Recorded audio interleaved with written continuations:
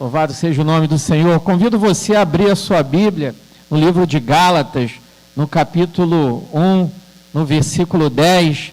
E nós estaremos falando nessa noite sobre o tema agrade a Deus, mesmo que seja desagradável. Porque na realidade, muitas vezes, agradar a Deus não é tão agradável, irmãos. Porque agradar a Deus muitas vezes significa desagradar alguém. Agradar a Deus algumas vezes pode significar nos desagradar. Mas agrade a Deus, amém? Agrade a Deus em todas as circunstâncias, agrade a Deus em todas as horas, agrade a Deus em todos os momentos, agrade a Deus em todos os lugares, em todas as oportunidades, agrade a Deus. É sempre o melhor. Tá bom? Então, Gálatas capítulo 1, versículo 10, Paulo, o apóstolo Paulo, que era uma pessoa que agradava a Deus em todas as circunstâncias, não importava as consequências, o que Paulo queria era agradar a Deus. E Gálatas 1, 10, ele escreveu assim: porventura, procuro eu agora o favor dos homens ou o de Deus? Ou procuro agradar a homens? Se agradasse ainda a homens, não seria servo de Cristo. Amém? Que forte isso aqui, hein? Vamos ler essa última frase aqui todos juntos, já que está projetado ali, a partir do porquê. Porque se estivesse ainda agradando aos homens, não seria servo de Cristo. Que forte isso, não é verdade, irmãos? A exemplo dos profetas, de Jesus, do apóstolo Paulo e dos outros apóstolos, ou de qualquer pessoa que esteja viva ou morta desta época, ou de uma época que passou, agradar o homem, muitas vezes significa desagradar a Deus. E agradar a Deus, muitas vezes, significa desagradar os homens.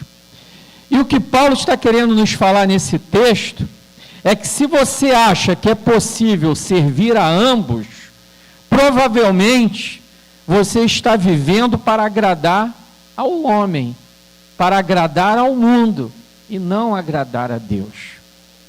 A nossa prioridade sempre tem que ser agradar a Deus. Às vezes, agradar a Deus não significa necessariamente que a gente vai desagradar as pessoas. Mas em algumas situações, sim, agradar a Deus pode desagradar pessoas, e muita gente prefere agradar pessoas.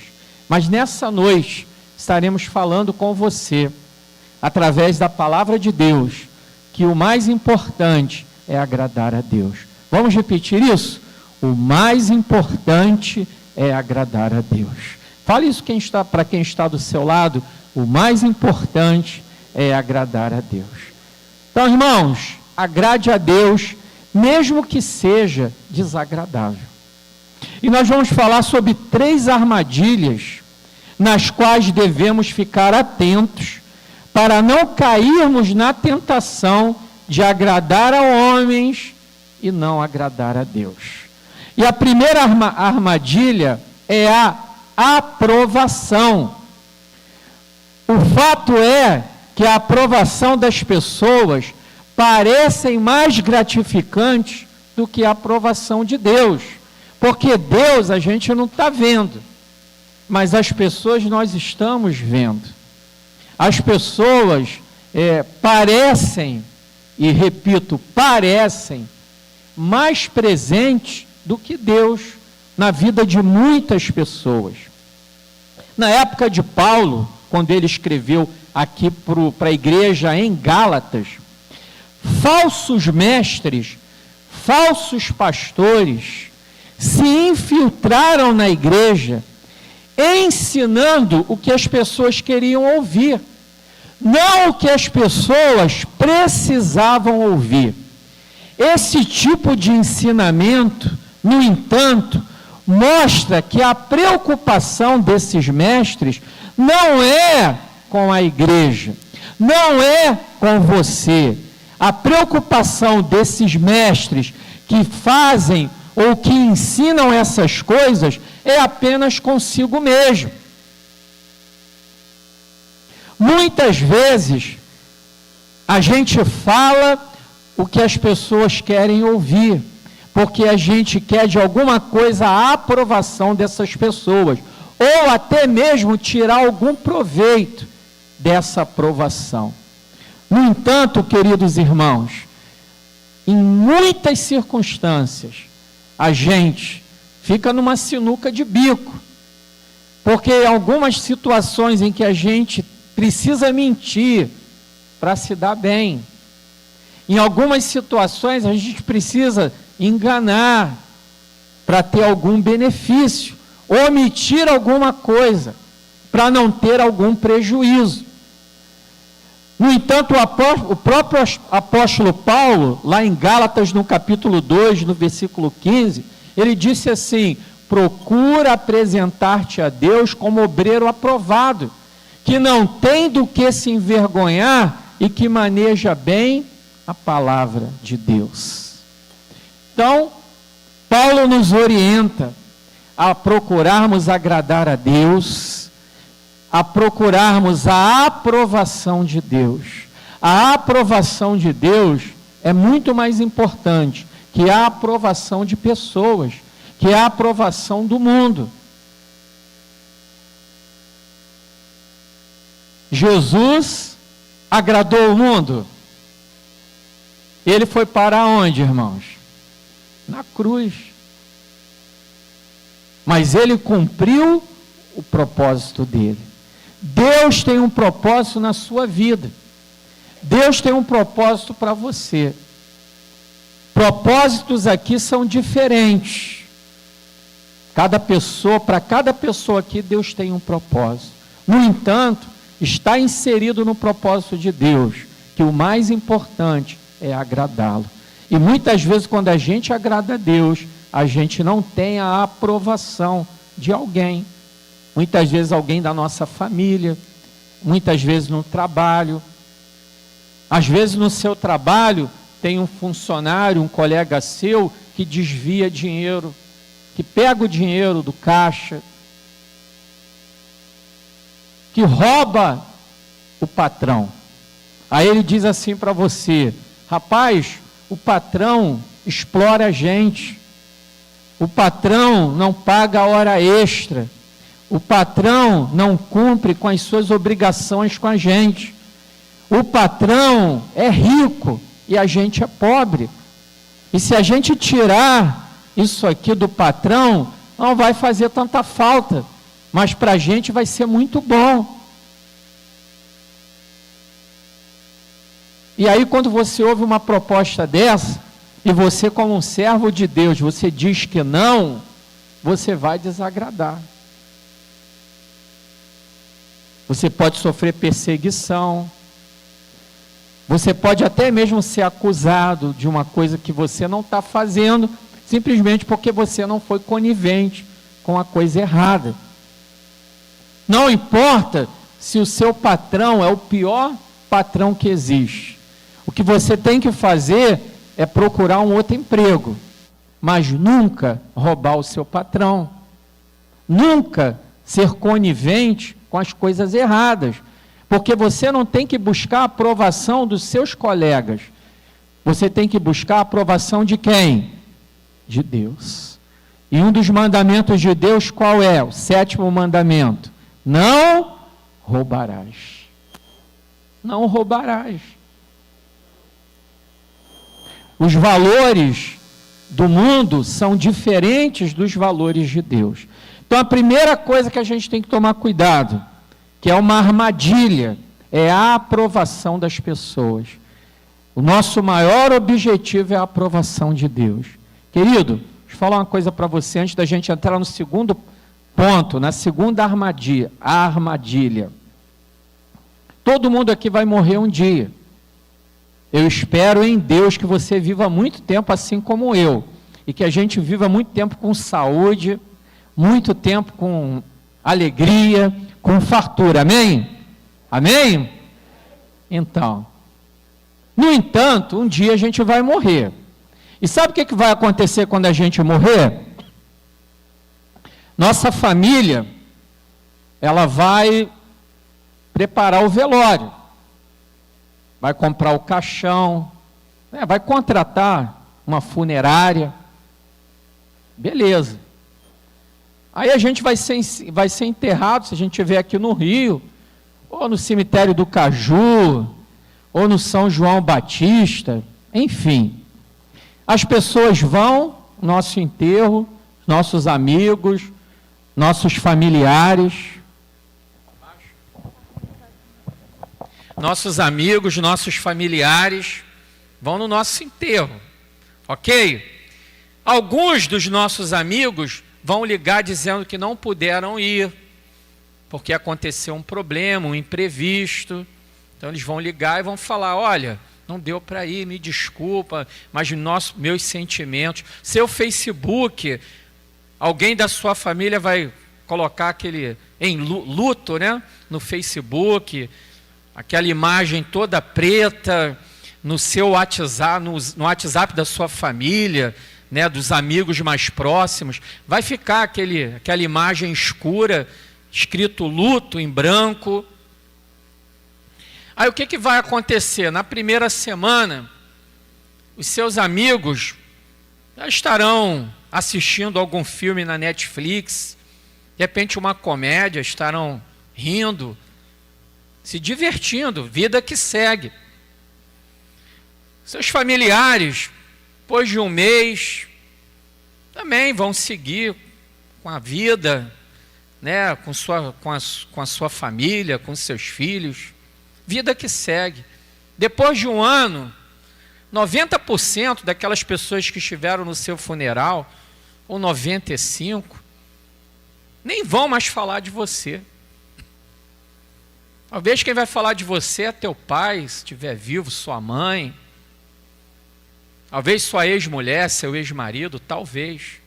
5 anos, vamos botar aí, 1% das pessoas que estiveram no seu funeral vão se lembrar de você, ou vão falar de você. Talvez sua mãe, se estiver viva, seu pai, né? Talvez depois de 5 anos, sua mulher ou seu marido já estarão em outro relacionamento. Eu estou sendo aqui até otimista, talvez muito menos de 5 anos. É isso que vai acontecer com a vida de todo mundo, isso é natural. Mas uma coisa é certa, o que você fez aqui na Terra, em pouco mais de 5 anos, ou menos que isso, vai ser esquecido. Vai ser praticamente apagado. Então, preocupe-se em agradar a Deus. Porque quando você morrer, para onde você vai, é muito importante que você tenha agradado a Deus aqui enquanto está em vida. Preocupe-se em agradar a Deus. Porque por mais benefícios que você possa ter das pessoas, ninguém pode te dar o que só Deus pode dar, que é a eternidade, com Ele nos céus. Segunda armadilha que a gente costuma cair e não agrada a Deus é a bajulação. Tem pessoas que fazem tanto esforço para agradar os outros, tanto esforço para mostrar, para aparecer para alguém, que muitas vezes deixam de viver a própria vida. E tem gente que tem necessidade de bajulação. Os bajuladores, que são os que gostam de bajular, e os bajulados, que são os que gostam de ser bajulados, na realidade eles se autoalimentam.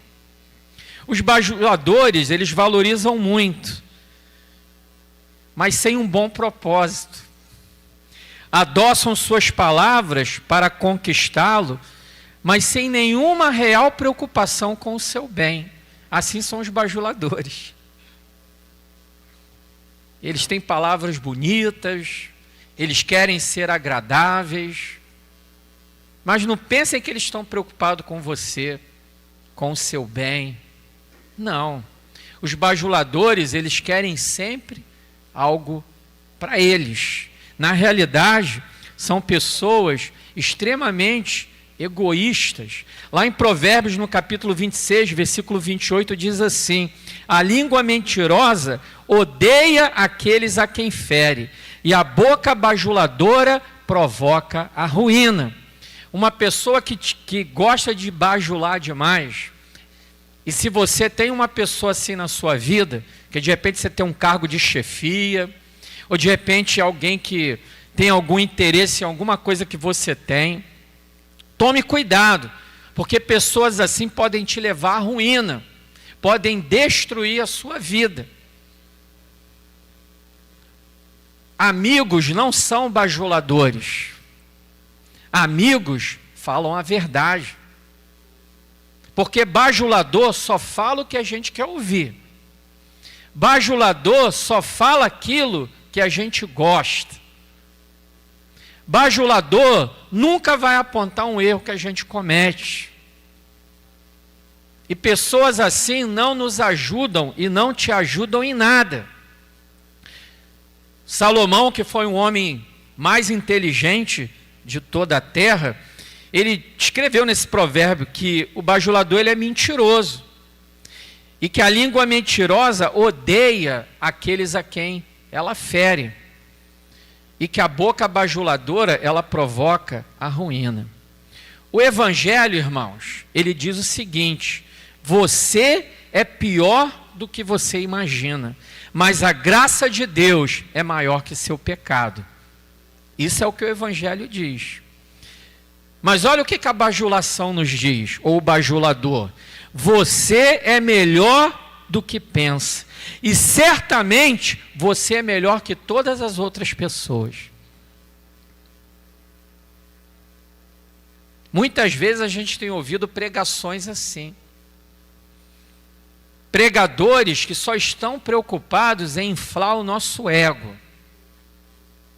Você chega na igreja e aí você ouve: não, você é muito bom, você é vencedor, você é o cara. E o nosso ego ele infla. Você vai conseguir, você vai triunfar, você vai conquistar.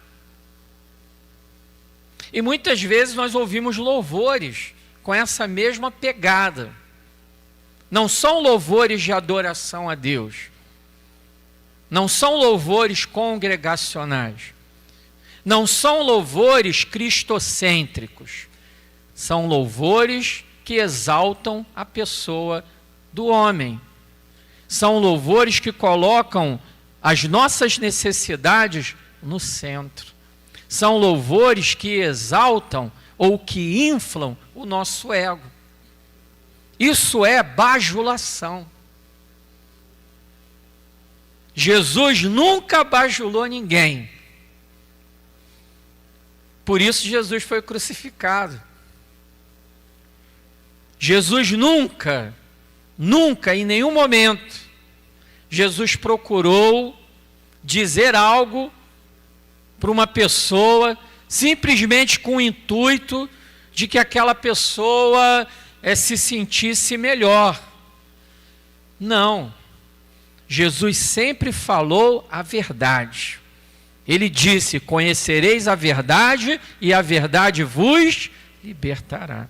A verdade às vezes é dolorosa, a verdade às vezes machuca, a verdade às vezes faz inimigos, mas é muito melhor ter um amigo de verdade do que ter um bajulador, que é um amigo de mentira.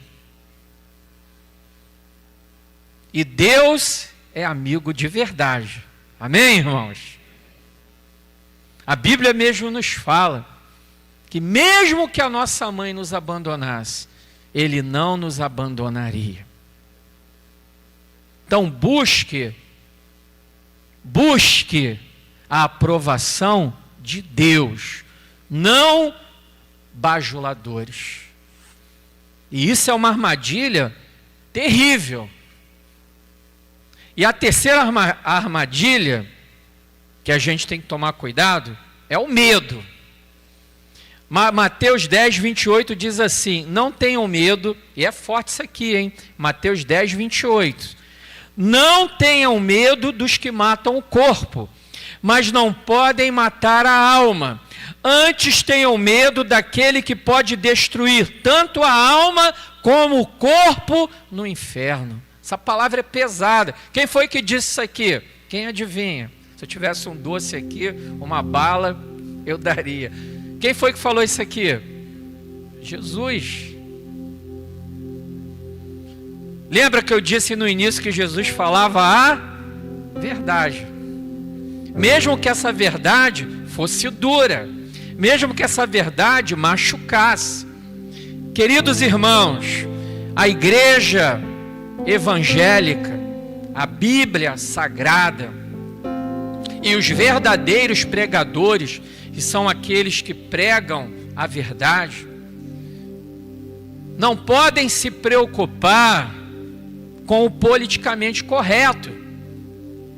A nossa preocupação tem que ser em falar a verdade.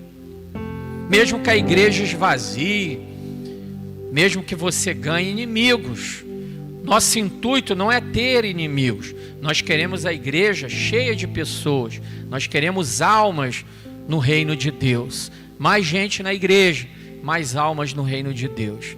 Mas nós não podemos abrir mão de falar a verdade. Mas muitas vezes a gente tem medo de falar a verdade. A gente tem medo das consequências, não é nem de falar a verdade, mas é medo das consequências da verdade falada. É medo de perder os amigos. Às vezes a gente tem medo de dizer que é crente, porque tem medo da desaprovação. E às vezes até mesmo da perseguição. Então não tenha medo. Uma vez, aliás 2 vezes já me ligaram. Eu tinha o meu celular, se você jogasse ali no Google, Igreja Batista Memorial da Rocinha, aí no Google aparece a foto da igreja, o endereço, Rua Maria das Dores de Melo, número 3, Rocinha, que é o endereço novo aqui dessa rua. E embaixo aparecia meu telefone. Eu tirei meu telefone. Por quê que eu tirei meu telefone? Porque já me ligaram 2 vezes. É da Igreja Batista Memorial?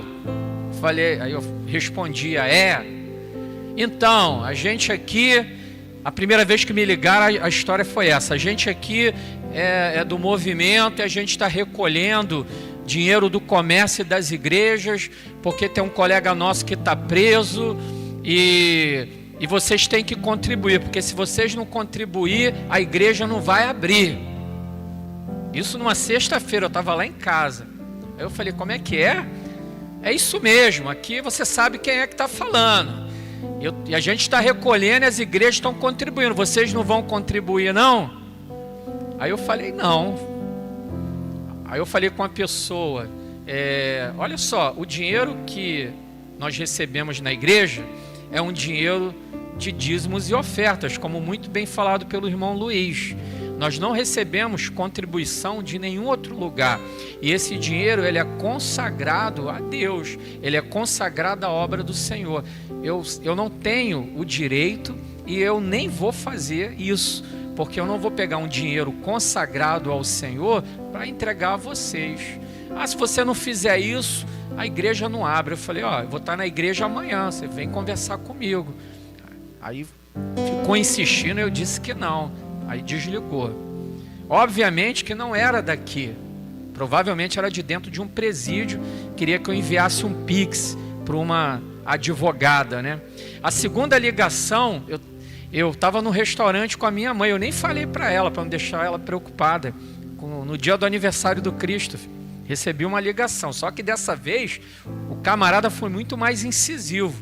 Então estava no restaurante, o telefone tocou, da Igreja Batista, da Rocinha, você pode ir para um lugar, que o restaurante é barulhento, né? Aí o cara falou do outro lado, você pode ir para um lugar mais silencioso que eu tenho algo importante para falar com você. Eu, tá bom, me levantei.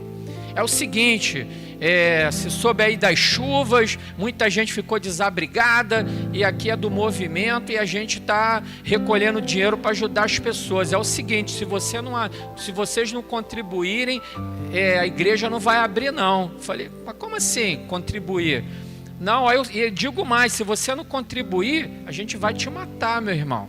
A gente vai pegar, vai cortar você todinho. E olha só, tem que trazer esse dinheiro hoje. Você está onde? Eu falei, estou aqui na Barra. Então você tem que vir aqui no escadão da Rocinha e você vai ter que trazer esse dinheiro. Eu falei, não vou não. Não, o quê? Você não vai? Rapaz, você não sabe quem você está falando não. A gente vai te cortar todinho, meu irmão. A gente vai cortar a tua cabeça se tu não contribuir. Aí, para resumir a história, eu respondi assim, meu querido, eu sei, se eu morrer, eu sei para onde eu vou. Não vou contribuir não. Aí começou a me xingar e bateu o telefone. Eu sei que não é daqui. Eu sei que essa pessoa que ligou, ela ligou usando o nome do pessoal, mas que o pessoal daqui não é. Não foi o pessoal daqui que ligou. Inclusive, se eu fosse, que eu tinha um telefone, né? Depois eu bloqueei. Mas se eu fosse atrás disso aí e levasse isso ali, ia dar problema para esse cara que ligou, se é que ele mora aqui na Rocinha. Mas o que eu estou dizendo para vocês, irmãos, no momento, na hora eu não senti medo? Claro que sim. Estaria mentindo para vocês se no primeiro momento, quando eu recebi uma ameaça de morte, eu não senti medo. Claro que eu senti medo. Sentir medo é natural. Sentir medo é até importante. Imagine se você não tivesse medo do mar, sabendo ou não sabendo nadar. Porque quem morre afogado geralmente é quem sabe nadar.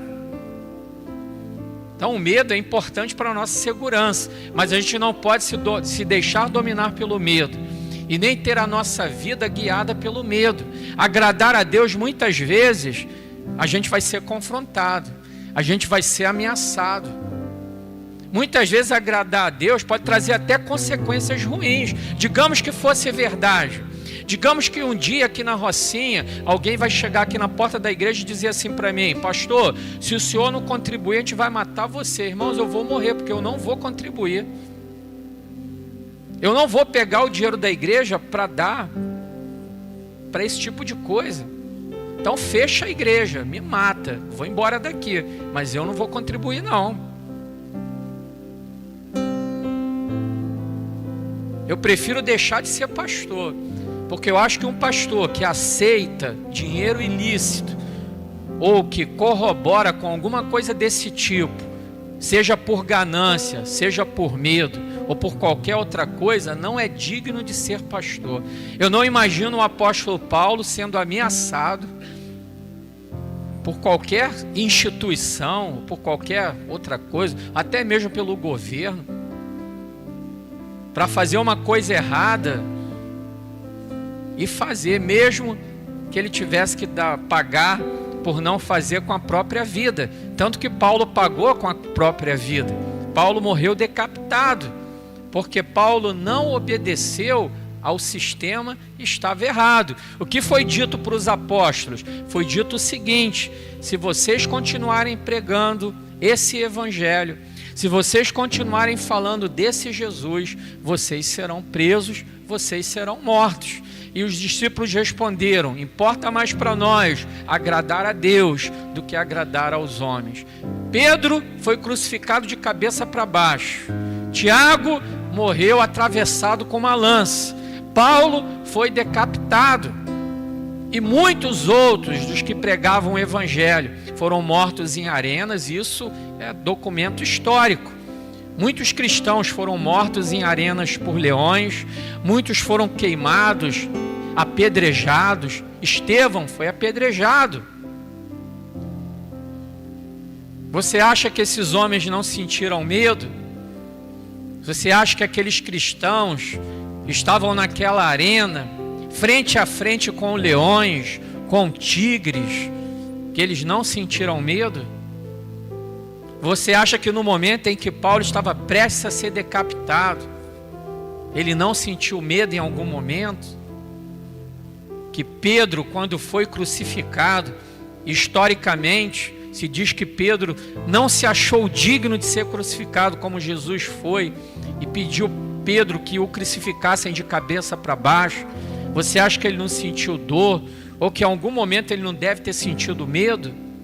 Se ele sentiu medo, irmãos, em algum momento, seja ele qual for, nós não podemos condená-lo. O que importa é que esses apóstolos, que esses homens e mulheres de Deus, eles não se renderam ao medo para agradar pessoas. Eles pagaram com a própria vida, mas eles obedeceram a Deus até o fim. Paulo mesmo disse lá em 2 Timóteo capítulo 4, versículo 7: combati o bom combate, terminei a minha carreira e guardei a minha fé. O que eu tenho para dizer nessa noite para você é que a sua preocupação tem que ser em agradar a Deus, porque essa vida vai passar e um dia nós estaremos frente a frente com Ele. E pegando aqui a carona no que Jesus disse, os homens podem até matar o seu corpo, os homens podem te trazer malefícios, os homens podem te prender, os homens podem te bater, mas uma coisa que os homens não podem fazer é destruir a tua alma. Isso só Deus pode fazer, porque só Deus pode lançar alguém ao inferno. Muita gente tem dito aí fora que Deus é bom, que Deus é amor, e que Deus não lança ninguém no inferno, que tudo isso é história que a igreja criou para controlar, para levar medo. Mas irmãos, não quero entrar aqui porque a gente pode se estender demais nesse assunto, e não é o caso, mas eu prefiro acreditar em Jesus. Eu estou com o que Jesus disse, que importa-nos agradar a Deus, porque a gente vai dar conta no final de tudo a Deus. Em Romanos capítulo 14, no versículo 12, diz assim: cada um dará conta de si mesmo a Deus. Eu e você vamos dar conta a Deus das nossas escolhas, dos nossos atos, e se escolhemos obedecê-lo ou não nesta vida. E dar conta significa exatamente julgamento. Haverá um juízo segundo a justiça de Deus, que é amor. Se Deus não nos amasse, não teria enviado o seu Filho para morrer por nós. Então, queridos, a oportunidade é nos dada agora, nesta vida, de sermos de fato fiéis ao nosso Senhor. 1 João 4,18 diz assim: no amor não há medo, pelo contrário, o perfeito amor expulsa o medo, porque o medo supõe castigo. Aquele que tem medo não está aperfeiçoado no amor. Nós amamos porque Ele nos amou primeiro. O antídoto para o medo é o amor. E o amor de Deus está neste lugar, irmãos. O amor de Deus está sobre a sua vida nesta noite. Muita gente está pulando carnaval agora, está bebendo, está se drogando, está fazendo um monte de coisa errada. Muitas pessoas fazem isso porque estão carentes de um verdadeiro amor. Muitas pessoas estão agora pulando carnaval porque querem preencher um vazio existencial, um vazio tão grande no coração. As pessoas tentam preencher com uma falsa alegria, uma ilusão. O carnaval, como tantas outras coisas nesse mundo, é ilusão. É uma alegria passageira. É uma alegria tênue. As pessoas estão agora pulando na folia, bebendo, alegres. Mas no dia seguinte, o vazio é muito maior. E se você viveu isso algum dia, você sabe do que eu estou falando. A alegria está no Senhor. A alegria está em Deus. A alegria está na casa de oração. A alegria está em cultuarmos a esse Deus maravilhoso. Só Ele pode preencher esse vazio. Só Ele pode proporcionar uma verdadeira alegria.